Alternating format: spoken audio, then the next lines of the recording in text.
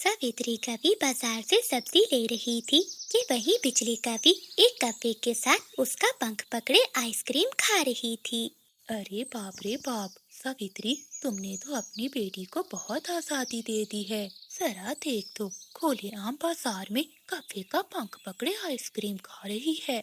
देख सावित्री, आजकल का जमाना ठीक नहीं है। बाकी तेरी मर्जी, मैं तो कहती हूँ अपनी बेटी को समझा। ऐसा कहते हुए बूढ़ी चिड़िया वहाँ से चली जाती है।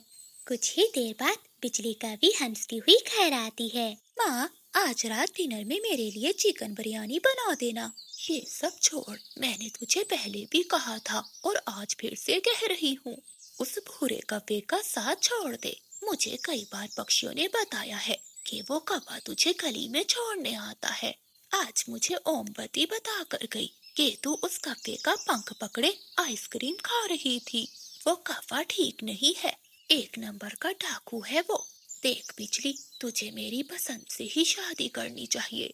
माँ, न जाने तुम उसे क्यों पसंद नहीं करती। हाँ, और शादी के बाद वो चोरी और पीना छोड़ देगा, उसने मुझसे वादा किया है। भूरा कौवा बहुत अच्छा है और मैं उसी से शादी करूंगी। वैसे भी आजकल का जमाना बदल गया है, अब सब पक्षी अपनी पसंद से ही शादी करते हैं। बेटी, मुझे सारा अनुभव है, इसलिए मैं तुझे समझा रही हूँ। माँ, मुझे ना समझाओ, शादी तो मैं उस भूरे कौवे से ही करूँगी। बिजली कभी गुस्सा होकर अपने कमरे में चली जाती है और वो पूरा दिन भोजन नहीं खाती। एक दिन सावित्री कभी अपनी बेटी का इंतजार कर रही थी, लेकिन वो सुबह से शाम तक नहीं आती। अरे, ये कहाँ रह गई है? मुझे बहुत चिंता हो रही है। जंगल में जोरों की बारिश हो जाती है। थोड़ी देर बाद बिजली कभी भूरे कौवे से शादी करके घर आती है। ए ऊपर वाले, बिजली, ये तूने क्या अनर्थ कर लिया? तूने अपनी पसंद से शादी कर ली। माँ, मैं जानती हूँ मैंने आपका दिल दुखाया है, मैं तो बस आपसे आशीर्वाद लेने आई थी। तभी गुस्से में सावित्री बिजली कभी को एक जोरदार पंख मारती है। मिल गया आशीर्वाद तुम्हें। याद रखना, अगर कभी तुझ पर मुश्किल आई तो मैं तेरी मदद नहीं करूँगी। सावित्री अपने कलेजे पर पत्थर रखकर बिजली कभी और भूरे कौवे को घर से बाहर निकाल देती है और अंदर से दरवाजा बंद कर लेती है। भूरा कौवा बिजली कभी को लेकर अपने घर चला जाता है, जहाँ बिजली कभी का ससुराल कुछ दिन तो अच्छा पेश आता है, लेकिन फिर धीरे धीरे सब जहर उगलने लगते हैं। एक दिन बिजली कभी रसोई में खाना बनाती है और भोजन में नमक ज्यादा हो जाता है। अरे, ये कैसा भोजन बनाया है? रोज अजीब अजीब भोजन बना कर ले आती हो। क्या बात है, तुम्हारी माँ ने तुम्हें कुछ सिखाया नहीं? दादी जी, मैंने खुद चखा है भोजन, भोजन में नमक बिल्कुल ठीक है। तभी भूरा कौवा बिजली कभी का पंख जोर से पकड़ लेता है। तुम्हारी हिम्मत कैसे हुई मेरे सामने अपनी चोंच खोलने की? जाओ, दोबारा से मेरे लिए भोजन बना कर लाओ।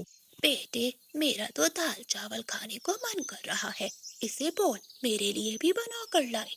लेकिन माँ जी, इतनी गर्मी में दाल चावल अब मैं कैसे बनाऊंगी? देखा बेटा, तेरी पत्नी कैसे बहाना बना रही है। वो मुझे भूखे मारना चाहती है, इसलिए ऐसा बोल रही है। मैंने कितनी बार कहा कि मेरी पसंद से शादी कर ले, लेकिन तूने मेरी नहीं मानी।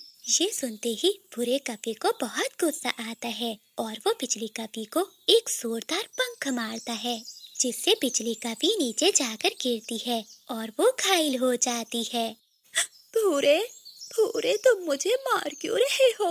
चुप, बिल्कुल चुप कर जा, शादी कर कर लाया हूँ मैं तुझे। अब तेरी माँ नहीं है यहाँ जो तेरी बातें सुनेगी। अब इस घर में रहना है तो जैसा मैं कहूँगा वैसा ही करना पड़ेगा। सुना तूने? जा, अभी जाकर मेरी माँ को दाल चावल बना कर दे। फिर बिजली कभी रोती हुई रसोई में जाती है। वो भोजन बनाती है, तभी उसका पंख भी जल जाता है। हाय माँ, मर गई मेरा पंख। मैंने भूरे से इतना प्यार किया, यहाँ तक कि अपनी माँ से भी लड़ गई, लेकिन वही हुआ जो माँ ने कहा था कि भूरा मेरे लिए ठीक नहीं है।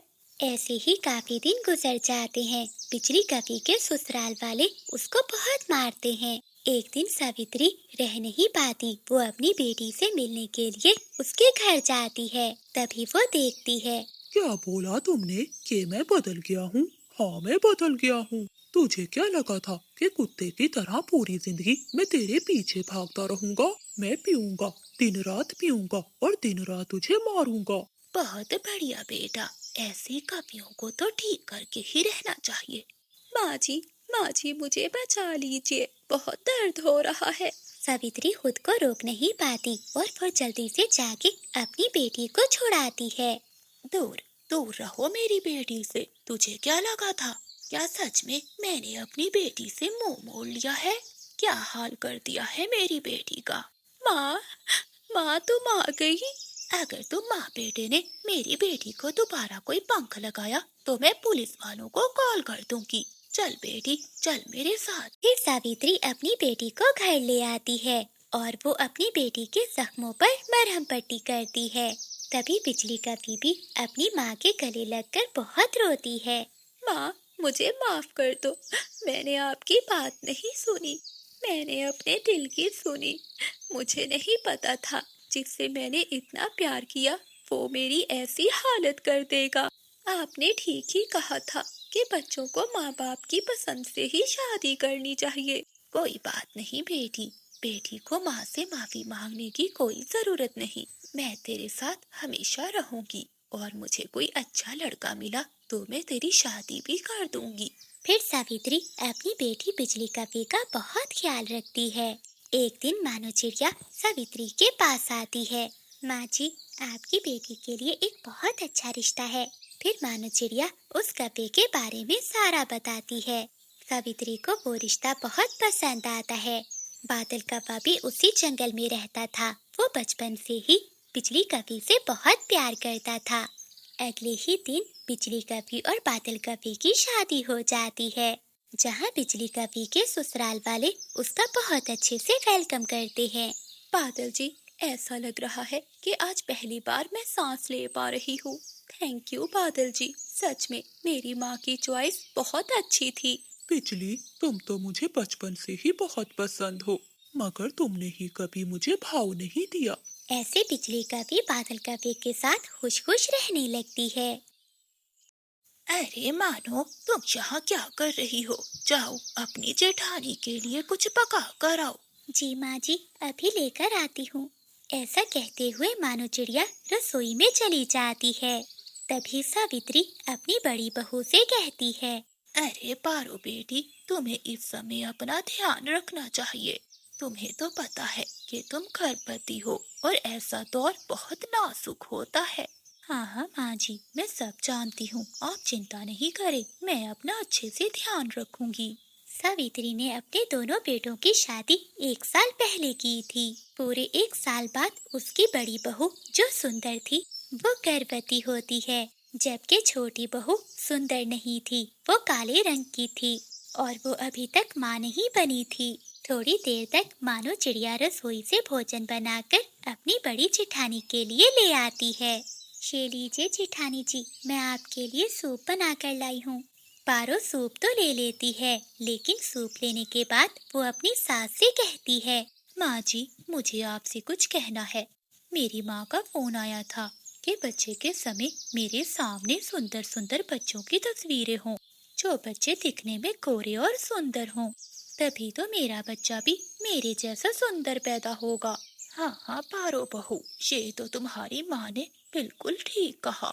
तुम चिंता नहीं करो, मैं कल ही तुम्हारे कमरे में चारों तरफ सुंदर सुंदर पक्षियों की फोटो लगवा दूंगी। हाँ हाँ सासू माँ जी, ये तो ठीक है, लेकिन आप इस मानो चिड़िया को भी मुझसे दूर रखें। कहीं इस चिड़िया का काला साया मेरे बच्चे पर न पड़ जाए। ये सुनकर मानो चिड़िया को बहुत बुरा लगता है। सुन लिया मानो, कल से तुम पारो के नजदीक मत जाना। ऐसा कहते हुए मानो चिड़िया की सास वहाँ से चली जाती है। चिड़िया भी उदास होकर घर के बाहर आ जाती है। तभी उसकी सास उसे कहती है, माफ करना बहू, मैं ऐसा कहना तो नहीं चाहती थी, लेकिन तुम्हें तो पता है ये हमारे घर का पहला बच्चा है।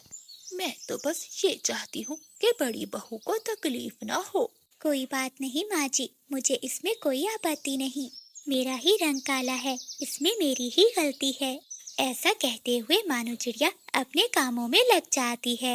ऐसे देखते ही देखते कई दिन बीत जाते हैं।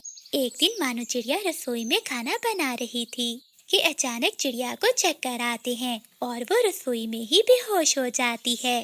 तभी वहाँ चंदू चिड़ा आ जाता है। अरे ये क्या, मानो उठो, क्या हुआ तुम्हें?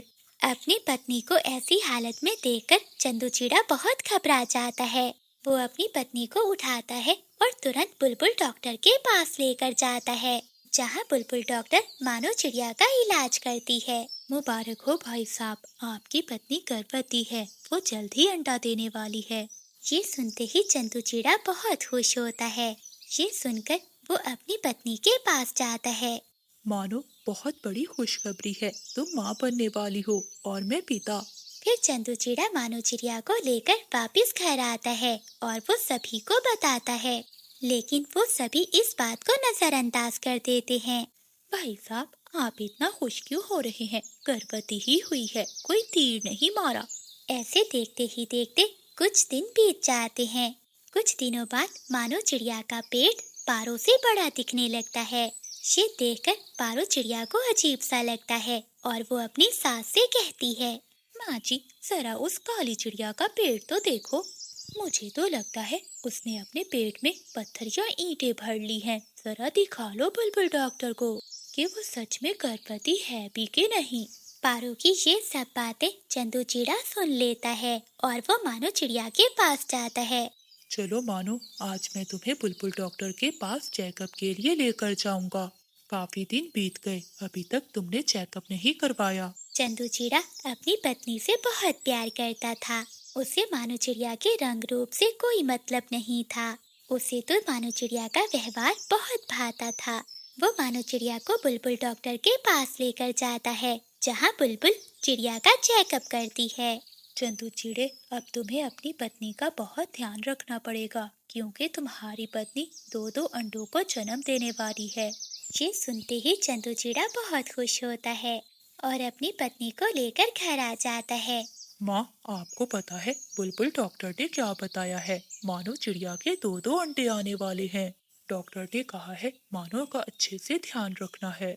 अरे तो फिर क्या हुआ, बच्चा ही तो है, तेरी भाभी को भी होने वाला है। क्या कभी तूने उसका ध्यान रखा है? चल अपनी पत्नी को बोल कि जल्दी से रसोई में खाना बनाकर अपनी जेठानी को दे, उसने सुबह से कुछ भी नहीं खाया। ऐसा कहते हुए चिड़िया की सास वहाँ से चली जाती है। फिर मानो चिड़िया रसोई में जाती है, जहाँ चंदू चिड़ा भी मानो चिड़िया की मदद करता है। जब पारो को मानो चिड़िया के जुड़वा बच्चों का पता चलता है तो उसे बहुत गुस्सा आता है। अरे इसके जुड़वा अंडे आने वाले हैं, अगर इसके जुड़वा अंडे आ गए तो यही राज करेगी ससुराल पर। अब कुछ ना कुछ तो करना ही होगा।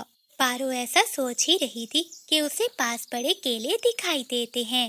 वो सारे केले खाती है और छिलके वहीं गिरा देती है। मानो, जरा मेरे कमरे में तो आना, मुझे तुम्हारी मदद की जरूरत है। अब बेचारी मेरे कमरे में मेरी मदद करने के लिए आएगी और पाँव फिसलेगा और वो गिर जाएगी। ऐसे इसके दोनों बच्चों से छुटकारा मिल जाएगा। तो ऐसा सोच ही रही थी, तभी मानो चिड़िया पारो के पास आती है। केले के छिलकों पर पाँव रखने से मानो चिड़िया का पाँव फिसल जाता है और वो सीधी पारो चिड़िया के ऊपर जाकर गिरती है, जिससे दोनों के पेट में दर्द शुरू हो जाता है। उन दोनों को जल्दी से हॉस्पिटल लेकर जाते हैं, जहाँ बुलबुल डॉक्टर उन दोनों का ऑपरेशन करती है। माँ जी, बड़ी अफसोस से कहना पड़ रहा है, आपकी बड़ी बहू का बच्चा नहीं बचा। लेकिन वही खुशखबरी भी है, आपकी छोटी बहू ने 2-2 अंडों को जन्म दिया है और उसके अंडे बिल्कुल सुरक्षित हैं। जब वो दोनों घर जाते हैं तो पारो चिड़िया को अपनी गलती का एहसास होता है। ये मैंने क्या कर दिया? अपने घमंड के चलते मैंने अपनी देवरानी का बुरा सोचा, लेकिन उल्टा मेरा ही बुरा हो गया। पारो की ये बातें उसकी सास भी सुन लेती है। अरे क्या कह रही हो बहू, कौन सी गलती? फिर पारो चिड़िया अपनी सारी गलती सास को बताती है। ये सुनकर सावित्री को भी बहुत गुस्सा आता है, लेकिन कहीं ना कहीं उसकी भी गलती थी। वो भी मानो चिड़िया को उसके रंग की वजह से उसे बहुत बुरा भला कहती थी। तभी मानो चिड़िया वहाँ आती है और वो एक अपना अंडा पारो चिड़िया को देते हुए कहती है, जेठानी जी, मैं 2 बच्चे पालकर क्या करूँगी? चाहती हूँ कि मेरा एक बच्चा आप पालें, क्योंकि आप भी बहुत अच्छी माँ बन सकती हो। पारो चिड़िया वो अंडा ले लेती है। अंडे को अपने पास देखकर वो रोने लगती है। मुझे माफ कर दो मानो, मैंने तुम्हारे लिए कुआं खोदा था लेकिन मैं खुद उसमें गिर गई। जो हुआ वो भूल जाइए, मैं तो आपको पहले ही माफ कर चुकी हूँ। आज से एक बच्चा आपका और एक मेरा। कुछ ही दिनों बाद उनके अंडों से दो प्यारे प्यारे बच्चे बाहर आते हैं और वो चिड़ियाओं का परिवार खुशी खुशी रहने लगता है।